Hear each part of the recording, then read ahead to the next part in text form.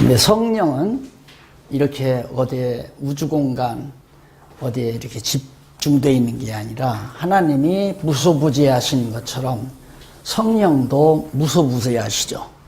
하나님의 영이니까, 그리스도의 영이니까 무소부재하신데, 무소부재하신 하나님과 시공형의 피조 세계에 있는 인간과 이게 교통이 이루어지게 하려면, 다시 말해서 포도나무와 가지가 연결되게 하려면 중보 역할을 하는데, 그 중보 역할을 바로 성령만이, 그리스도도 오셔도 제자들이 집에 있고 예수님은 당신 집에 있으면 떨어져 있잖아요. 하나 될 수가 없죠. 공간 세계이기 때문에. 그러나 예수님이 부활 승천하셔서 하나님으로, 영이신 하나님으로 우주에 충만하시다면 성령이 바로 성도들의 심령 속에 내주할 때 바로 나무와 가지가 연결됐다고 하면 확실한 겁니다. 그렇게 해서 중보 역할을 통해서 나무와 가지가 연결해 가지고 가지에서 열매를 맺게 한다. 그게 15장에 나오는 얘기거든요. 그러니까 몸으로 비교하는 것도, 교회의 몸으로 비교하는 것도 마찬가지입니다. 예수님은 머리시기 때문에 승천하신 예수님하고 우리는 볼 수도 없어요. 만날 수도 없고 악수할 수도 없고. 그러면 머리 대신 그리스도의 지체가 된다는 것이 어떻게 실제로 접근이 돼서 붙어 있어야 되는데, 공간 세계에 있는 유영한 인간과 영원하신 하나님과는 질이 다르잖아요. 영원하신 하나님과 공간 세계에 있는 인간과 유영한 인간과 한 지체로 한 몸이 되지는 것은 성령이 아니면, 포도나무와 가지와 똑같은 원리예요. 성령이 아니면 불가능하다. 그래서 성령의 교통하심이란 말이, 성령이 나무와 가지의 교통이 된다. 머리와 몸이 교통을 이룬다. 뭘로? 성령으로. 성령의 역사 없이는 교회가 안 돼요. 절대 안 됩니다. 그러면 성령의 역사의 필수 조건이 뭐냐? 머리 대신 하나님의 뜻이죠. 그 뜻이 전달이 돼야 돼요. 그 뜻은 성경에 있는 거란 말입니다. 그러니까 성경을 가르치지 아니하면 성령의 교통하심이 이루어지지 않아요. 그러니까 머리의 뜻을 모르니까, 머리가 무슨 생각을 할지 모르니까 옳은 손 역할을 하고 있는 내가, 또 성도가 머리 대신 뜻을 구하는 것이 아니라 자기의 욕심과 자기의 사상과 자기 욕망을 구하는 거죠. 거기다가 예수 이름을 붙인다면 그건 사기 아니에요. 그러니까 예수님의 이름으로 기도합니다는 함부로 하면 안 된다는 얘기죠. 예수님, 머리 대신 주님의 뜻대로 구해놓고 예수님의 이름으로 기도합니다 해야 그게 맞는 얘기지. 자기 욕심, 자기 생각, 자기 이상 이거 다 구해놓고 예수님의 이름으로 기도합니다. 그건 안 된다는 얘기예요. 그러니까 기도도 성령의 인도하심 따라 해야지. 성령의 인도하심 따라 한다는 말은 하나님 말씀대로, 성경 말씀대로, 언약의 말씀대로, 예수님께서 언약하신 대로 무엇이든지 구하면 다 이룬다. 그 얘기예요. 그러니까 우리 교회 시대에는 성령의 교통하심이란 말이 굉장히 중요한 거다. 그런데 뭐 부흥회 할 때는 성령이 충만히 내리고, 부흥회 끝나면 성령이 떠나버리고, 은혜 다 쏟아버리고, 성령 다 쏟아버리고, 다시 또 기도원에 가서 난리를 쳐야 성령이 임하고, 이런 유치스러운 생각으로 한국 교인들이 다 무장이 되어 있기 때문에, 생각이 되어 있기 때문에 교회가 제대로 될 리가 없죠. 안 된다 이 말입니다. 그래서 빨리 성령의 역사란 뭐냐? 첫째로 성경 공부예요. 성경을 공부함으로 역시 선배가 후배에게 전해줄 때 그게 교통하심이 이루어지는 거죠. 서로 생각이 통하는 거예요. 아, 맞다. 이 교통이 이루어지니까 사귐이 되는 거죠. 아, 당신과 나는 한 지체다. 한 몸이다. 그리스도의 몸이다. 뭐 교파로 하나 되는 것도 아니고 어떤 정치적인 행정으로 하나 되는 것도 아니고 믿는 것과 아는 것으로 하나 된다니까요. 누가? 성령이 하나 되게 하시는 것을 힘써 지키라. 어떻게 성령이 하나 되게 하시는가? 나도 주님의 뜻을 성령이 깨닫게 하고, 너도 주님의 뜻을 성령이 깨닫게 하고, 당신도 그 사람도 성령의 뜻을 머리 대신 주님의 뜻을 성령이 깨닫게 해서 믿는 것과 아는 것으로 성령이 하나 되게 하신다 이 말입니다. 이것이 교회예요. 그러니까 어떻게 성령 감동으로 기록된 성경 말씀에 대한 전달이 없이 성령이 역사하느냐 말입니다. 성령이 역사 안 해요, 절대. 그런데 우리는 성령의 역사가 뭐 등골이 화끈한 거, 발발발발 몸이 떨리는 거, 이상야릇한 약간 사이코 기질이 있는 행동이 나타나는 거, 그런 걸 성령의 역사라고 그렇게 착각을 하고서 한국교회가 한번 난리를 치운 거 아니에요. 그거 아니다 이 말입니다. 그래서 정말 이 성령의 감동을 통해서 성경을 믿는 것과 하는 것으로 하나 된다는 것이 얼마나 중요한 일인가. 이게 가장 지금 한국교회가 해야 될 가장 중요한 일이에요. 그러니까 누구 사상, 누구 뭐 학문, 누구의 이론 이걸 전하는 게 아니고 성경이 뭐라고 했는가를 바르게 전파해 주는. 그래서 15장에 말씀으로 격려해 주는데 15장 1절로 8절 바로 나오잖아요. 포도나무 비유 나오죠. 설명 다 한 거예요. 포도나무로 아버지 및 제자들과의 관계를 설명합니다. 포도나무가 있는데 포도나무는 바로 예수님 당신이 포도나무라 이거예요. 당신이 포도나무란 말은 하나님도 포도나무란 얘기예요. 왜? 예수님과 하나님은 동일하니까, 한 분이니까, 동일하니까 포도나무는 하나님이며 예수 그리스도가 포도나무인데 너희는 뭐냐? 가지다 이 말이에요. 그럼 포도나무에서 가지로 뭐가 중보 역할을 해서 연결시켜 주느냐? 내가 성령 보내가지고 너희 안에 있게 하겠다. 세상 끝날까지 너희와 함께 하겠다. 그게 바로 나무와 가지를 연결시켜 주는 가장 중요한 매개체란 말입니다. 성령의 역사 없이 어떻게 교회가 되느냐, 성령의 역사 없이 어떻게 성경 말씀을 깨닫고 가르칠 수 있느냐 이거예요.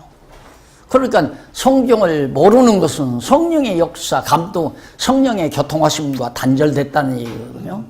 성경을 깨닫는다는 것은 성령의 교통하심이 지금 이루어져 가고 있다는 얘기고, 그러면 선배가 후배에게 또 교사가 학생에게 성경을 가르칠 때 학생이 알아듣고 아멘 아멘 할 때 벌써 성령의 교통하심이 이루어지는 거 아닙니까 그게. 그래서 바로 1절로 8절 포도나무 비유를 들어서 아버지 및 제자들과의 관계.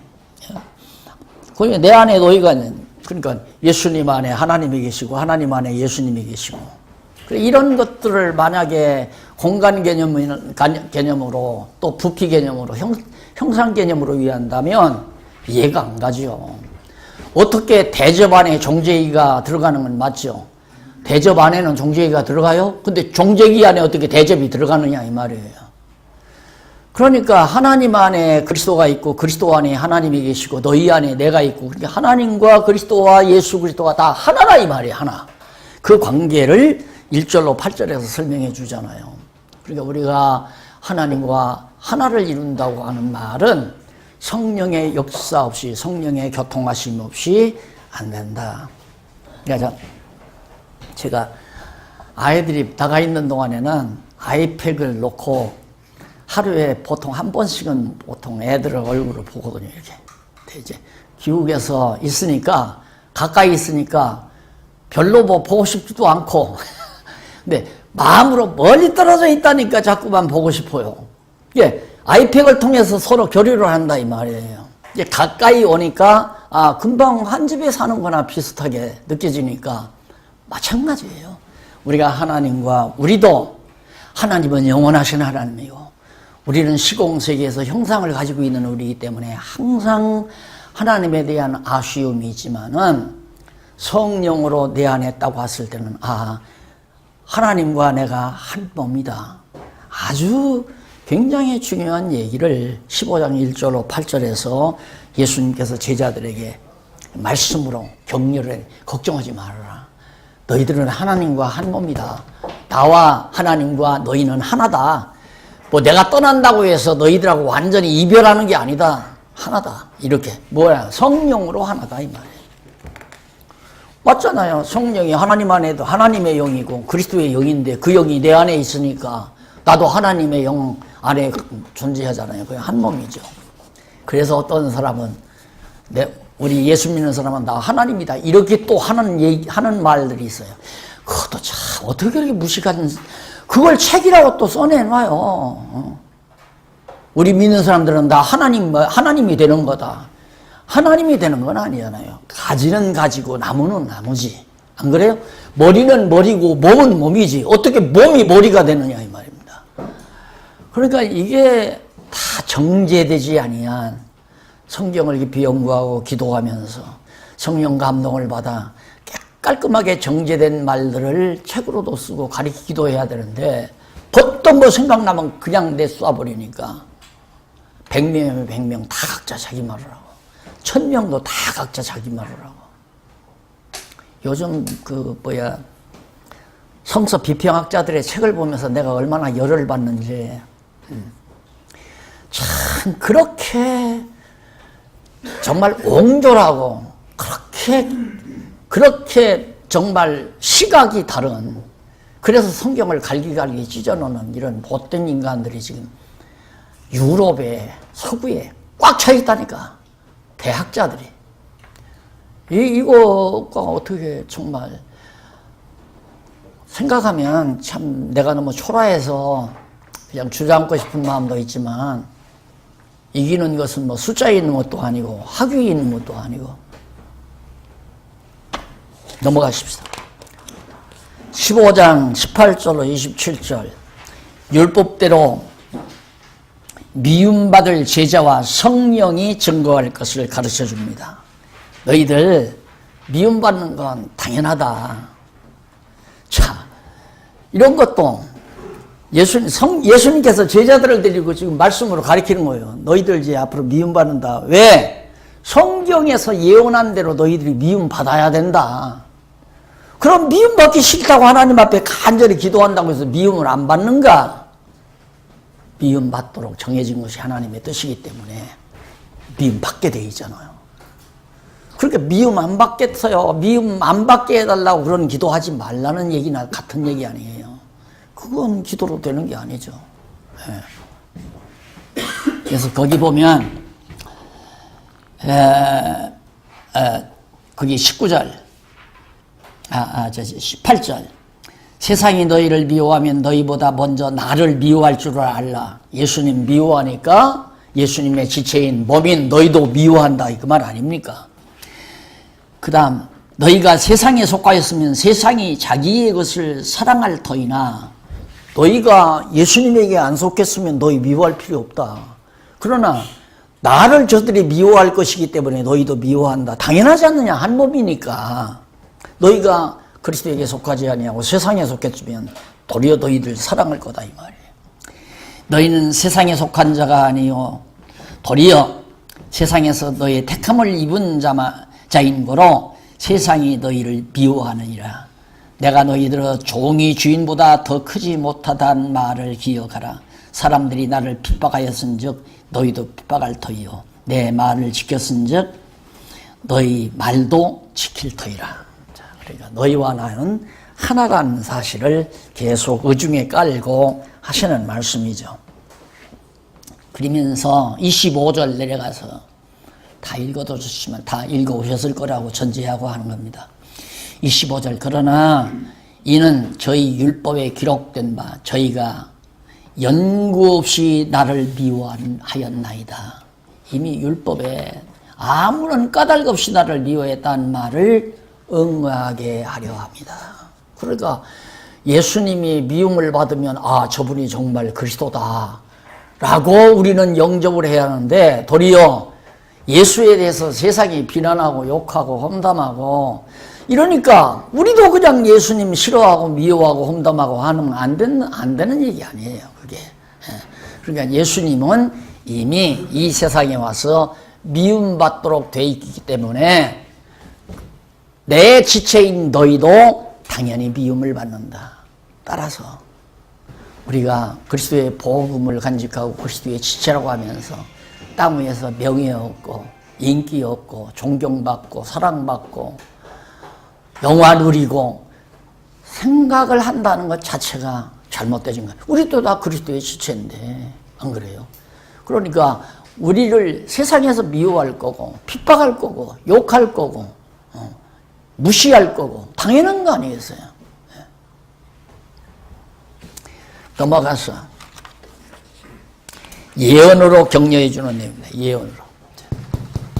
자, 말씀으로 격려를 한 다음에 예언을 통해서 격려를 하는데 어떤 것을 예언하느냐 하면 16장 1절로 4절에 보면 제자들로 여러 날을 당할 때 여러 환난을 당할 때 기억나게 하려고 예언한다. 자, 이 예언의 목적, 예언을 왜, 예수님이 예언을 왜 했는가? 이 예언의 목적은 예수님의 예언만이 아니라 구약시대 예언도 마찬가지예요. 예언의 목적도 되지만 언약의 목적도 돼요. 언약에 근거한 것이 예언이니까 언약의 목적도 되지만 하나님의 작정도, 작정의 목적도 돼요. 왜? 언약은 작정에 기초하니까. 작정과 언약과 예언의 목적이 뭔가? 실제로 예언대로 됐을 때에 기억나게 하려고. 네가 다구일기 전에 3번 나를 부인하리라. 그렇게 예수님이 예언했잖아요. 베드로에게. 근데 베드로가 예수님을 부인할 때 닭이 꺾여 울었다고 해요. 그때 기억이 났다고 그랬어요. 그 말은 뭐냐면 예언의 목적은 실제 예언대로 이루어졌을 때 아하, 예수님의 말씀대로 됐구나. 쉽게 말하면 예수님의 작정대로, 하나님의 작정대로, 언약대로 이루어졌구나. 그 언약대로 이루어진 것을 기억나게 하는 이유가 뭡니까? 여호와 하나님이 살아계시다는 거 깨달아 알게 하려는 거 아니에요.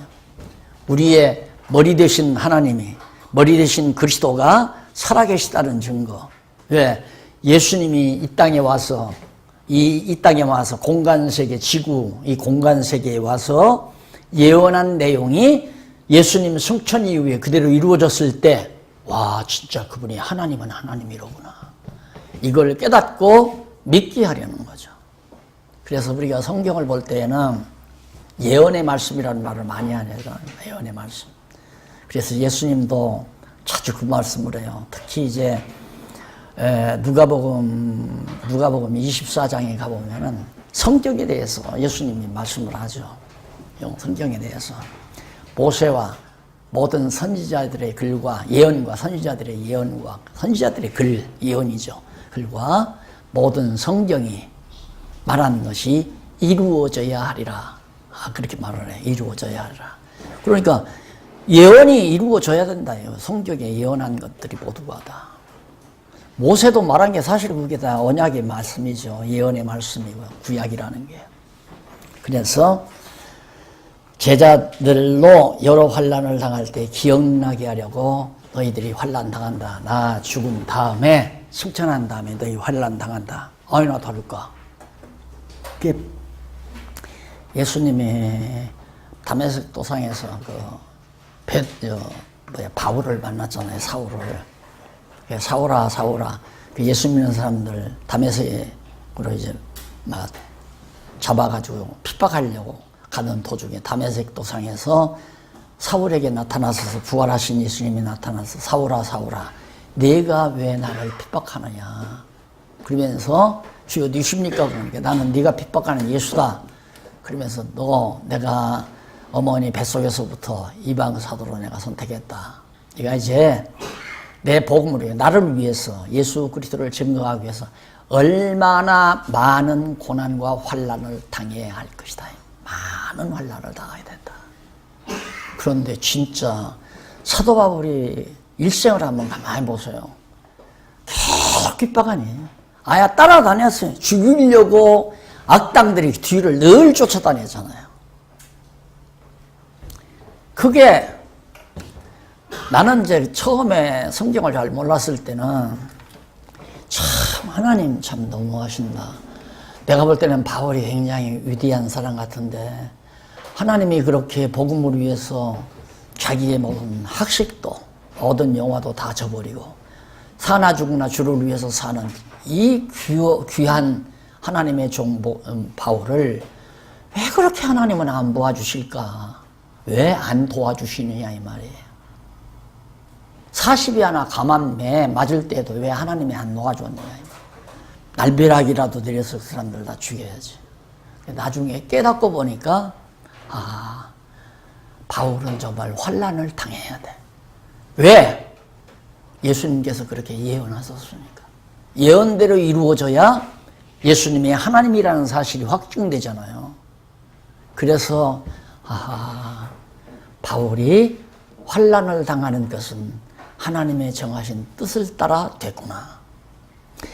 그런데 우리는 보통 이제 그렇게 생각을 하죠. 바울이 그렇게 복음을 위해서 고난당했으니까 우리도 고난을 당해야 된다라고 단순하게 닮으려고 하는 생각을 하지만은 그건 아니고 교회 머리 되신 그리스도가 미움을 받게 돼 있잖아요. 구약에 예언되어 있으니까. 미움 받기 때문에 지체들도 세속적으로는 미움받게 돼 있어요. 세속에서 다 미워하게 돼 있어요. 교회를 미워한다, 싫어한다. 미워하고 싫어한다.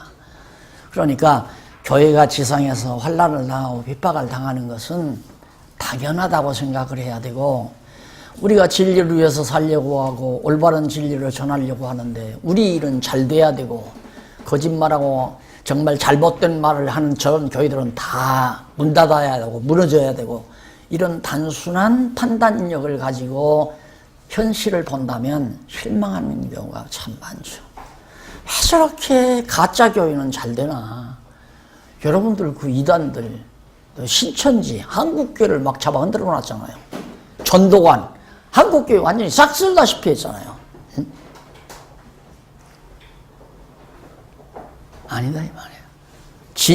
진리라고 해서 참이라고 해서 진리는 세상이 도리어 싫어하죠. 세상은 권모술수가 통하는 세상이고 악한 세상이고 어두운 권세에 있기 때문에 그래서 제자들로 환난을 당할 때 너희들이 예수님의 예언의 말씀을 기억나서 정말 굳굳하게 환난을 당하며 그래서 이제 16장 5절로 15절에 보면 떠나는 것이 유익하다면 유익이다. 예수님이 그래요. 내가 너희와 함께 있는 것보다 내가 빨리 너희를 떠나서 하늘로 아버지께로 가는 게 낫다. 왜 그러냐면 내가 자주 쓰지만 내가 이 세상에 속한 말을 해도 너희가 못 알아들어. 예를 들면 세상에 속한 얘기. 나는 포도나무요. 너희는 가지니. 포도나무가 가지가 나무에 붙어 있지 아니하면 열매를 맺을 수 없다. 안 돼요. 성령의 역사 아니고는 아무것도 안 돼요. 그래서 갈라디아서에서 바울이 사랑과 희락과 화평과 자비와 양성과 이것은 성령의 열매로 정리를 하잖아요. 그러나 탐욕과 시기와 질투와 앞에 육체의 일은 현저하나니 육체에 속한 일들은 너무 현저해요. 앞에 나오죠. 정반대 아니에요. 성령의 열매와. 그러니까 우리 안에서 성령이 역사하지 아니하면 우리는 사단의 종로로 타고 살 수밖에 없는 거예요. 그러니까 자 이렇게 볼 때 내가 정말로 성령으로 거듭나고 중생해서 그리스도의 지체가 됐다라고 생각하면 내 욕심대로 안 되는 것을 감사합니다. 이게 당연하잖아요. 내 인간의 육체의 욕심대로 육체의 일은 현저하다고 그랬으니까 내 육체의 욕망대로 되지지 않는 것에 대해서 참 감사합니다. 왜? 내 육체의 소욕대로 안 되는 건 성령의 소욕대로 되는 거거든요. 그래서 우리가 성령의 소욕대로 핍박받을 때도 있고 성령의 소욕을 따라 욕먹을 때도 있고 성령의 소욕 따라 교회가 어려움을 겪을 때도 있고 환난을 당할 때도 있고 이거 당연한 거란 말입니다. 그런데 우리는 그걸 못 견뎌야 하잖아요. 이건 저 이단들도 저렇게 다 성공하고 사는데 왜 우리는 이렇게 왜 안 돼?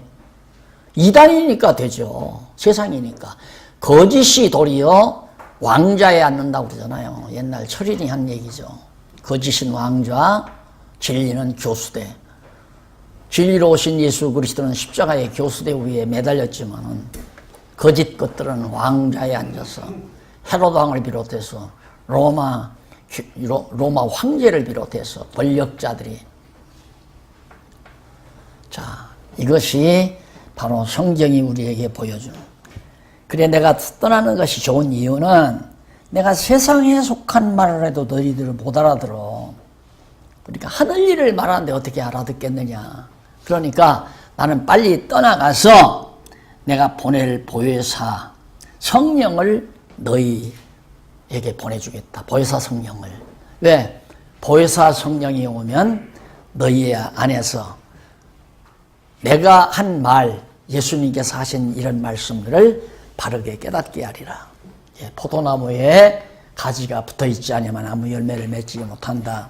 너희가 그리스도를 떠나서는 아무것도 할 수가 없다. 그런데 다 내가 한다는데 뭐 내 의지로, 내가 열심으로, 내 노력으로 이렇게 자꾸 생각하니까 이게 헷갈리는 거죠. 모두가 다. 야, 오늘도 사랑과 희락과 화평과 교회가 모두가 성도가 서로 사랑하고 편안하고 정말 교회가 반복질서가 없고 아름답게 되지는 것도 내가 목회를 잘해서가 아니라 성령의 열매가 맺어가는 거구나. 이게 당연한 거 아니에요? 성령께서 말씀을 깨달아서 성령의 열매를 맺게 하니까 사랑과 희락과 화평과 자비와 양성과 온유와 절제 이런 것들이 바로 교회 안에 주렁주렁 열매로 맺어져 가는 거란 말입니다.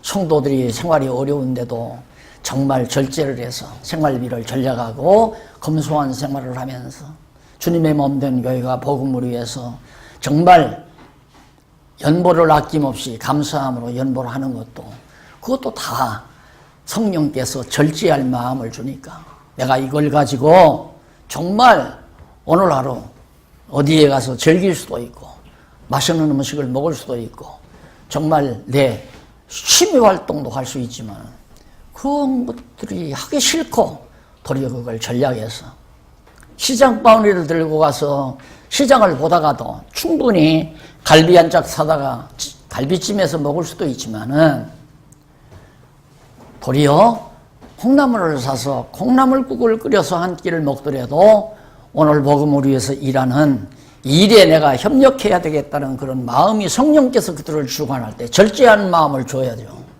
안 주면 그게 되나요? 아낌없이 연모 생활을 하고 되고 복음을 위해서 쓰는 데는 사나 죽으나 먹으나 굶으나 이게 바로 성령께서 하시는 일이다. 그래서 내가 보혜사 보내주겠다 이 말이에요. 그걸 예언을 합니다. 근데 예언대로 성령이 임했잖아요. 자, 그래서 거기 13절에서만 한번 읽어보십시다. 내가 아직도 너희에게 이를 것이 많으나 할 말이 너무너무 많지만 지금은 너희가 감당치 못한다. 내가 말해봤댔자 못 알아듣는데 무슨 표현이냐. 그러나 13절 진리의 성령이 오시면 성령이 누구냐? 진리의 영이에요. 그래 진리의 성령이 오시면 그가 너희를 모든 진리 가운데로 인도하시리니 우리가 성경 진리를 깨달았다. 내가 영특하고 내 지혜롭고 내가 연구하기에 노력해서 오늘 이런 결실을 얻었다. 망발이죠.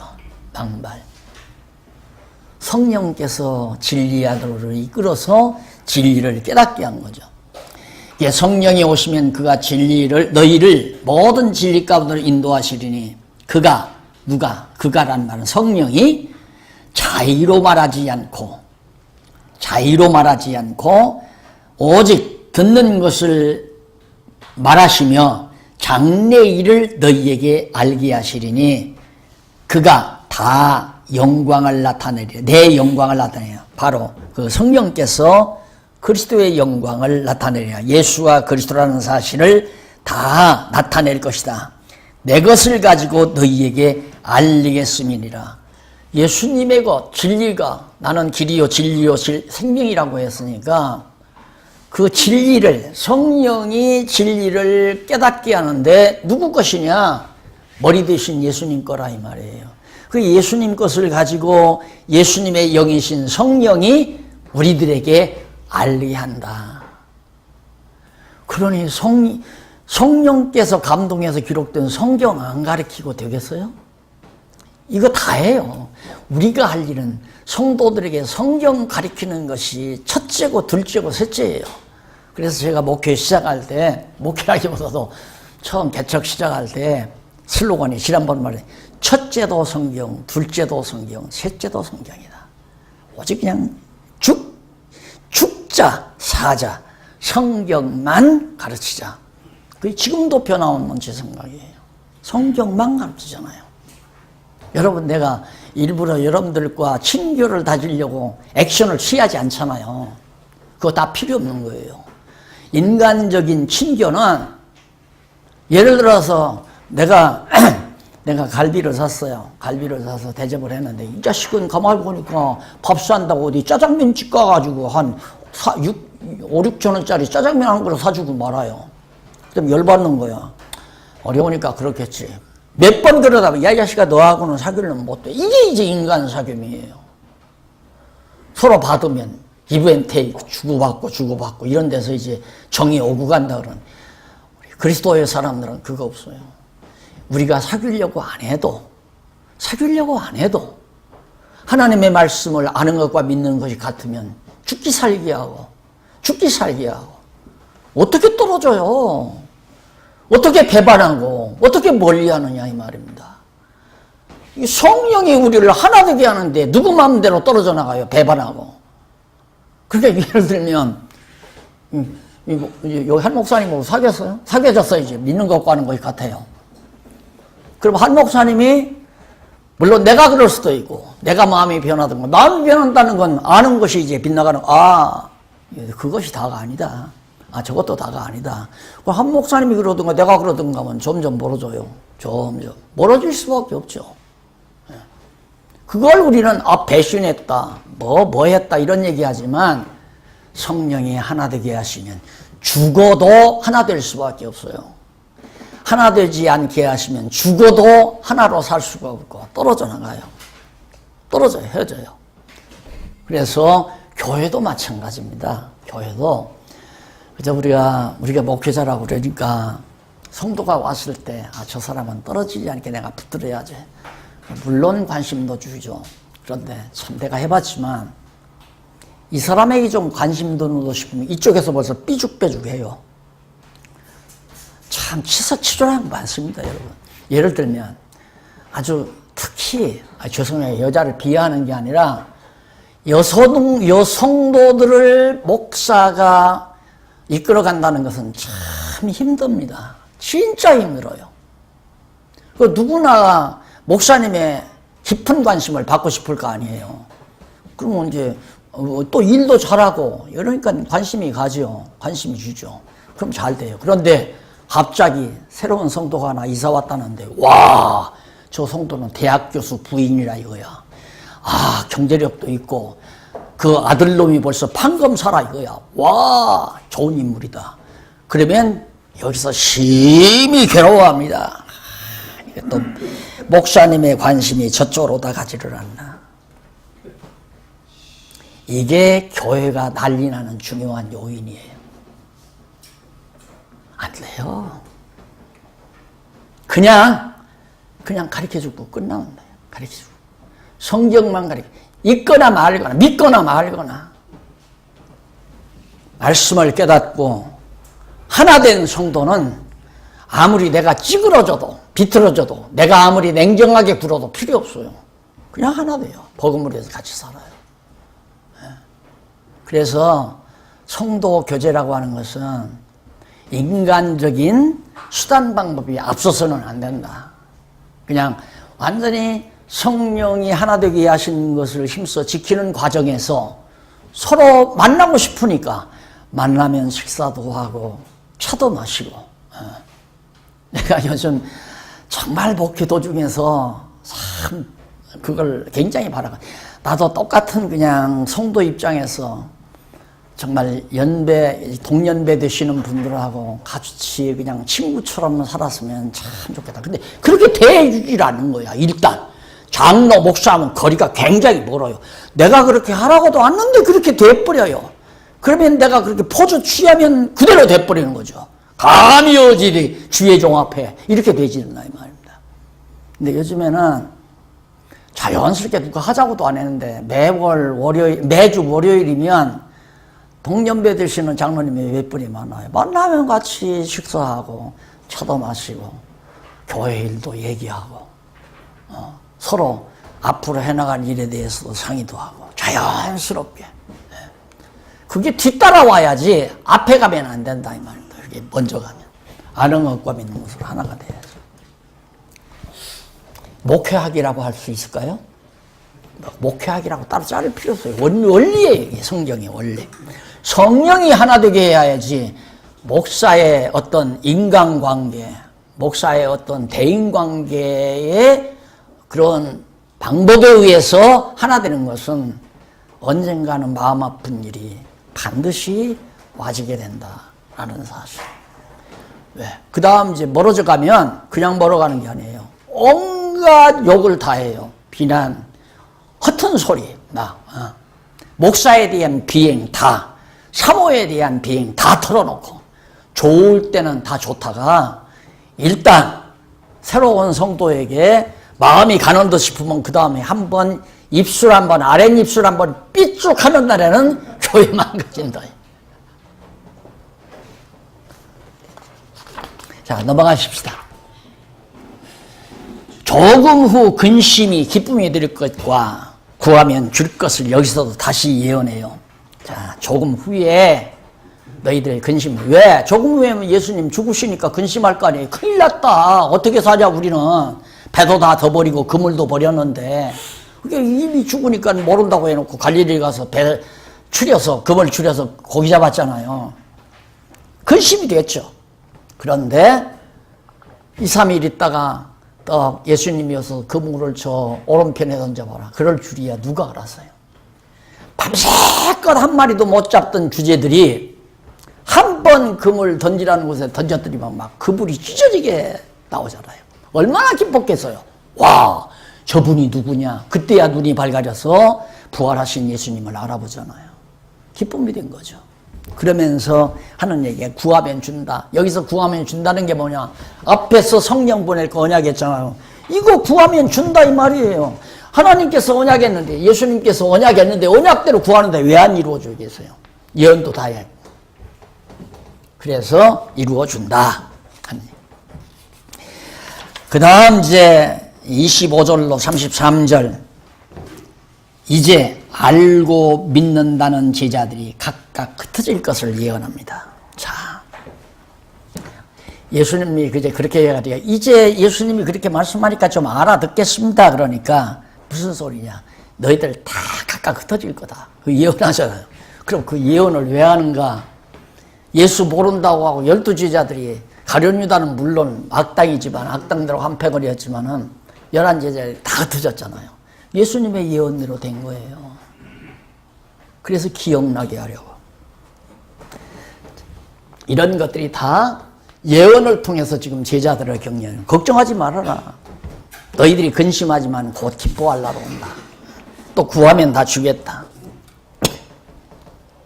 이러면서 16장까지 지금 다 말씀을 여기까지 했습니다. 16장. 여기는 이제 다 뭐 내가 일일이 안 읽어도 목사님들 다 예감 다 하잖아요. 자, 그 다음에 이제 귀천, 하나님께로 가는 것을 실제로 실현해 가는 거예요. 실제 이제 준비 다 끝나고, 여기 준비 끝났으니까 실현을 해야 되잖아요. 그러니까 언제나 제 강의에서 매우 중요한 내용은 하나의 주제가 딱 이렇게 써 있잖아요. 제 4장 본성에 의한 성취. 그러면 1절 그게 뭐냐면 천례에 의한 성취. 하늘에서 오는, 그 다음 하늘에서 하늘로 가는 이 두 가지 가지가 나오죠. 그럼 이 두 가지 가지가 한 가지 본성에 의한 성취, 신성에 의해서 그리스도가 성취된 걸 증거하는 거다. 그러면 신성을 증거하는데 하늘로서 내려왔다가 하늘로서 가는 이 사역을 통해서 예수가 하나님임을 증거한다. 그 다음에 이 하늘로서 내려왔다는 그걸 가리켜서 바로 천례에 의한 성취, 이것을 여기서 이제 또 이렇게 가지가 나오잖아요. 여기도 가지가 나오고. 그러면 귀천이에요, 이건. 귀천. 하늘로 이제 귀천한다. 그러면 이 귀천은 여기에 이제 이건 아니죠. 천례 귀천인데 하늘로 가는 것을 통해서 성취하는데 순환, 하늘로 가기 위해서 순환당하고 죽고 이걸 통해서 그 다음에 이제 죽으시고 부활하시고 이런 과정에 이제 여기 가지가 또 뻗어요. 이렇게 해서 딱. 그리고 여기에 이제 또 가지가 뻗고 그 귀천의 시련관 순환과 죽음 통해서 이게 순환과 죽음 통해서가 아니에요. 그 가운데서 이제 순환이 임박하여 간구함, 순환이 임박해서 간구하는 내용, 붙들려서 순환이 시작되는 내용, 그 다음 십자가에 못 박혀 운명하는 내용, 이 세 가지 줄기가 딱 이렇게 빠져. 이게 반드시 이렇게 연결이 돼야 이제 실패주처럼 자꾸 연결돼 가는 거죠. 그래서 성경 66권 내용 전체가 한 구절도 빠짐없이 이처럼 하나님이 여호와이심을 증거하는데 전부가 다 뜻이 일맥상통하게 연결된다. 이것이 이제 우리가 공부하는 성경신학의 탁월성이라고 이해하시면 됩니다. 그러니까 성경은 조각지로 보는 것이 아니라 덩치로 하나로 봐야 되죠. 그러니까 적어도 요한계시록 다 끝나고 나야 하하 성경은 확실하구나 하는 것이 더 이제 딱 마음에 자리 잡게 되는 거거든요. 자, 그러면 우리가 이제 요 부분은 공부했으니까 요한복음에서 신성으로 증거하는 요한복음의 주제 가운데 한 부분은 증거했으니까 이제 하늘로 가는 대목에 대한 내용을 우리가 공부하고 있는 거거든요. 자, 귀천의 시련을 통해서 귀천의 시련 가운데 순환과 죽음을 통해서 이 순환과 죽음을 통하는데 순환과 죽음에서 우선 순환이 임박하여 하나님께 간구하는, 그러니까 예수님께서 겟세마네 동산에 가서 기도하는 내용으로 나올 수도 있고요. 그 다음 붙들려서 순환이 시작되는, 예수님이 악당들에게 붙들려서 모든 곤욕을 치르고 그 다음에 결국에는 십자가에 못 박혀 예수님이 운명하는 거죠. 결국 순환과 죽음을 통해서 하나님께로 간다. 당연하잖아요. 이 땅에서는 죽어야, 육신의 몸을 입고 있는 것은 죽어야 맞아요. 영원한 세계로 가는 거 아닙니까? 우리가 이 몸을 입고는 영원한 세계에 갈 수가 없는 거니까, 영원히 살 수가 없으니까.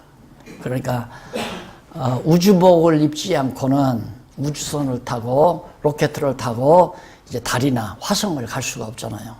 우주복을 입어야 되지. 그러니까 거듭나고 중생한 새로운 부활의 몸을 입어야, 부활의 몸을 입으려면 옛 낡아진 옷을 벗어버려야죠. 그러니까 예수님이 이것은 하나님께로 가기 위해서 순환과 죽음을 통해서 옷을 벗는 거예요. 옷을 벗어버리고 이제 부활해서, 다음에는 이제 순환과 부활이 아니라 이제 부활 승천하는 대목이 나오겠죠.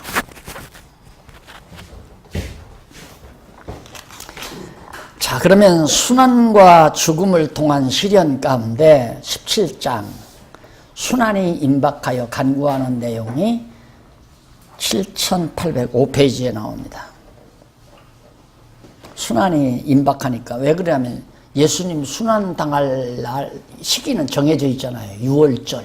6월절이 순환당할 시기란 말입니다. 그러니까 그날이 임박해 오는 것을 보고 예수님이 기도하는 내용입니다.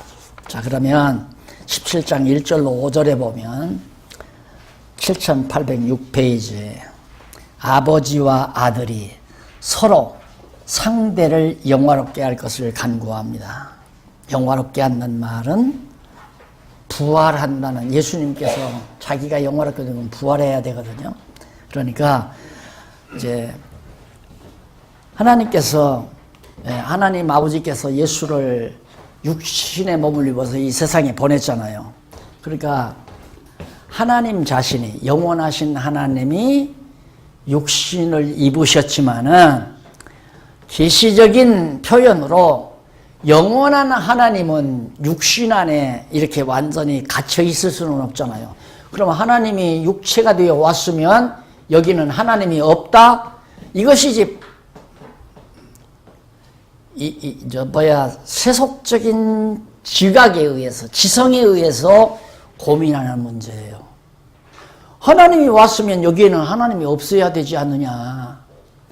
그러니까 물리학적인 사고를 가지고 성경을 보니까 신신하게 나올 수밖에 없는 거죠. 하나님은 세상으로 왔으니까 세상에 하나님이 있다. 그래서 로만 캐톨릭하고도 만나는 거죠. 로만 캐톨릭은 교황이 하나님의 대행자 아니에요. 참 너무 한심하잖아요. 그러면 영원하신 하나님이 육신이 되어 우리 가운데 거하신다고 해서 영원하신 하나님은 없나? 아니에요. 영원하신 하나님은 어디라도 계신데 그 하나님이 육신을 입고 계시세계에 계시되었기 때문에, 나타나셨기 때문에 이런 경우를 아버지와 아들이라고 말할 수밖에 없잖아요. 그러나 아버지와 아들이 하나다. 왜? 육신을 벗어버리면 하나가 되는 거죠. 하나님으로 다시 돌아가는 거니까. 그래서 이제 바로 예수가 아버지와 아들, 여기는 아들이고 여기는 아버지고, 아버지와 아들이 바로 하나인데, 아버지와 아들이 서로 상대라는 말은 아들이나 아버지나 같은 하나님이니까 상대 아니에요. 그런 의미에서 절대적인 상대. 그러면 이 상대에서 내가 아버지를 영화롭게 했사오니, 그 말은 뭐냐면 내가 아버지의 뜻대로 이 땅에 와서 아버지의 영광을 드러냈사오니 그 말 아니에요. 그러니 이제는 아버지가 나를 영화롭게 해주십시오. 그 말은 나를 죽었다가 부활함으로 아들의 영광을 드러내달라, 그 얘기예요. 그래서 영화롭게 할 것을 하나님 앞에 간구하는 그런 내용이, 그래, 아버지의 뜻을 내가 이 땅에 와서 다 행함으로 아버지를 영화롭게 했사오니 아버지도 나를 죽음에서 부활하게 해서 영화롭게 해주십시오 라고 하는 기도예요. 그건 이미 정해진 거니까 반드시 이루어지죠. 그 다음에 17장 6절로 11절 보면 아버지의 소유한 제자들과 하나가 되게 할 것을 간구합니다. 포도나무 비유가 또 나오잖아요. 똑같은, 포도나무 15장 1절에 포도나무 비유 얘기해놓고는 그에 대한 예수님의 의중이 계속 남아있는 거예요. 내가 아버지와 영화롭게 돼서 하나 되는 것처럼 내 제자들도 아버지의 소유한 제자들과, 그러니까 아버지의 제자고 자기 제자만이 아니라 아들 예수님의 제자만이 아니라 하나님 아버지의 제자니까 이들도 영화롭게 해서 하나 되게 해달라, 그 말이에요. 그러니까 그 말은 포도나무에 가지가 붙어있게 해달라, 머리에 몸이 돼서 한 몸이 되게 해달라, 똑같은 얘기 아닙니까? 그래서 이것을 신령한 유기체라고 그래요. 그래서 이제 이 지상에 있는 교회도 따지고 보면 신령한 유기체지, 그 왜? 성령이 실제로 피조세계 안에 이 형체를 쓰고 있는 성도들 안에 오셔서 성령으로 역사하기 때문에, 예를 들면 우리 박 목사님은 광주에 있고, 박윤민 목사님은 광주에 살고 나는 분당에 산다 이 말입니다. 야탑에 사는데, 이 똑같은 박 씨가 공간이 있잖아요. 공간. 광주에서 저기까지는 한 10분 내지 10분 정도 차로 가야 한단 말입니다. 이 공간이 있어서 우리 형체로 와서는 따로따로예요. 박 목사 따로, 나 따로. 교회도 박 목사 교회 따로, 내 교회 따로. 그러니까 형체만 보면, 그러나 바로 이 안에 누가 역사하냐면 성령이, 그리스도의 영이 박 목사에게도 역사하고 나에게도 역사하기 때문에 성령 안에서 하나다 이 말이에요. 성령 안에서 하나다. 그런데 우리의 육신이 앞장서면 너는 너고 나는 나고 이렇게 되는 거죠. 너는 너고 나는 나고. 그러나 육체의 소욕이 줄어들고 성령에서 영의 소욕이 우리에게 작용될 때는 너와 나는 그리스도 안에서 하나야. 이게 교회란 말입니다.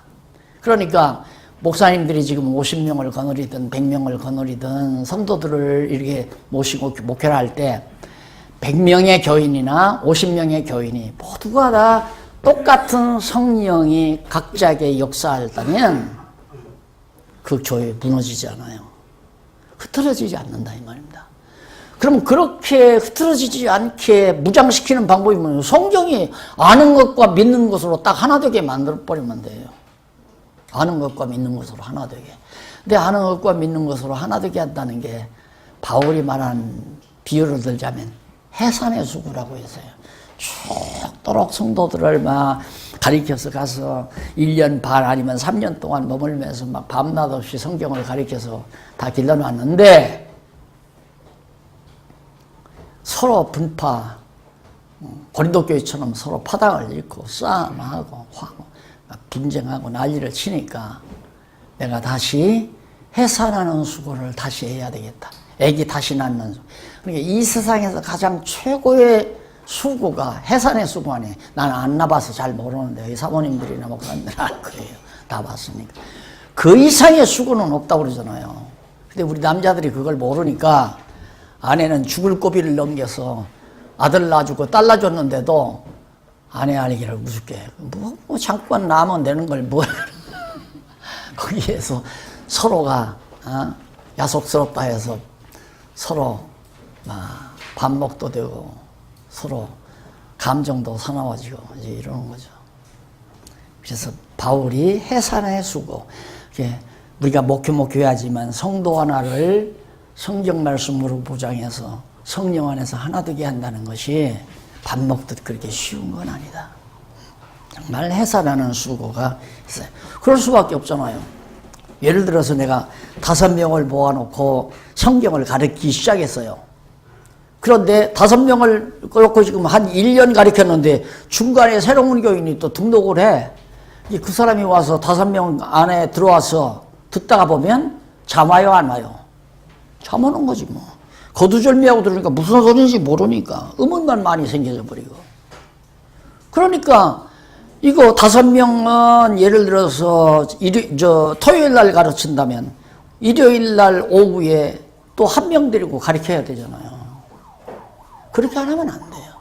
내가 해보니까 안 되더라고요. 저는 30년 동안 나 혼자 했거든요. 부목도 없이. 그리고 교회학교만, 어린아이들 교회학교만 따로 이제 교사를 둬서 하고. 할 사람도 없어요.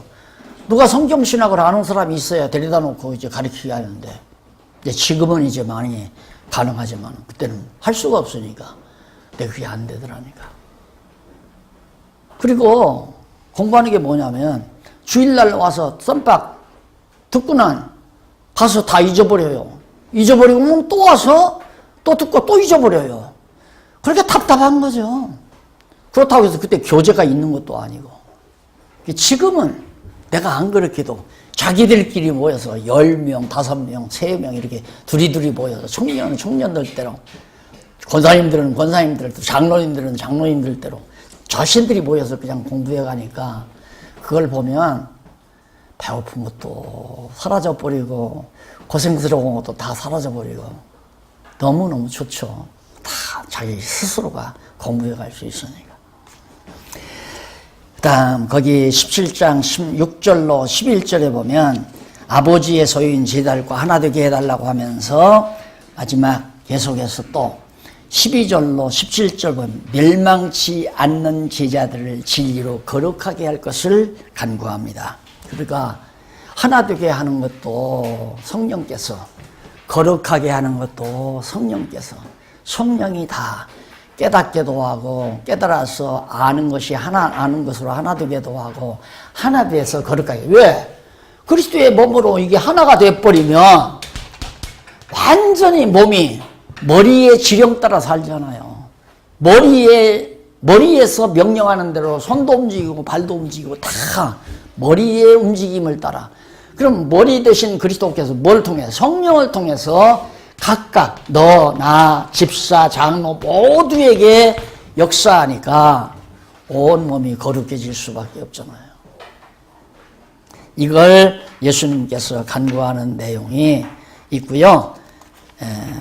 마저 하나 더 하고 17장 18절로 26절 보면 인자를 보낸 것을 믿고 그 영광을 보게 할 것을 간구합니다. 하나님이요, 나를 하나님께서 이 하늘로부터 나를 보내신 것을 제자들로 하여금 꼭 믿게 해 주십시오. 그리고 그 영광, 이제 여기서 십자가에 못 박혀 죽으시고 3일 만에 부활하시는 부활의 영광을 보여주실 것을 간절히 간구하는 기도 내용이 26절까지 나타납니다.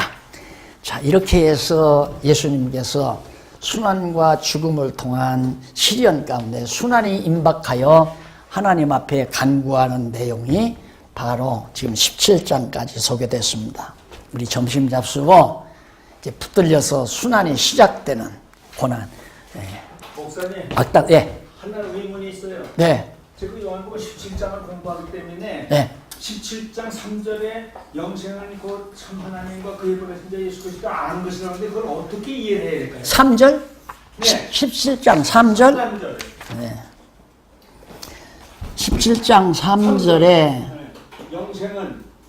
영생은 곧 유일하신 참 하나님과 그의 보내신 자 예수 그리스도를 아는 것이니라. 네. 그게 뭐 그렇게 어려워요? 아니 어려워요. 그거 이해를 해야 하나님을 알고 예수를 알면, 예수와 하나님이 하나라는 걸 알면, 그렇죠. 예수와 하나님이 하나죠.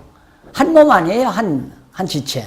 하나님을 알고 예수님을 알면 예수님과 하나님이 하나라는 걸 알고, 그 예수님과 하나님이 성령을 우리에게 보내신다는 것도 알고, 그럼 성령이 와서 우리에게 새 생명을 집어넣으니까 그리스도의 영, 그리스도의 생명을 우리에게 주시니까. 여기 말이에요. 머리 대신 그리스도가 당신의 생명을 각 지체들에게 역사하잖아요. 지체들에게 보내게 되면 영생이 뭐냐 그랬더니 영생. 영원히 사는 게 영생이죠. 영원히 죽지 않고 사는 게.